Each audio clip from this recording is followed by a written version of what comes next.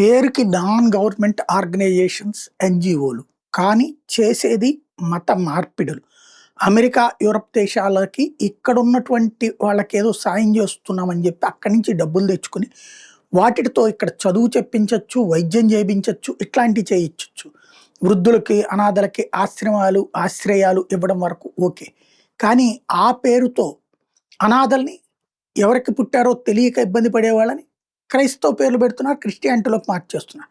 వృద్ధులని వీళ్ళ ఆశ్రమాల్లో ఉండాలంటే మతం మారాలా, క్రిస్టియన్ అయితే ఓకే, లేకపోతే హిందూ మారినా క్రిస్టియన్ అయితేనే ఇస్తారు.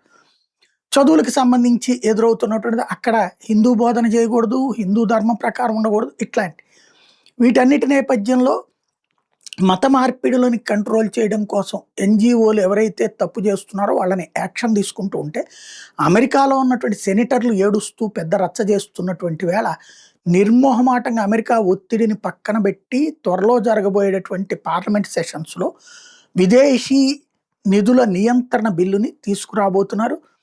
తాజాగా ఎదురైన ఇక్కడ ప్రభుత్వం యాక్షన్ తీసుకున్న కోర్టులు కొన్ని చట్టంలో అది లేదు కదా అని ఆపుతున్నాయి. కాబట్టి కోర్టులకు కూడా పనికొచ్చేలాగా ఒక చట్టాన్ని తయారు చేస్తున్నారు.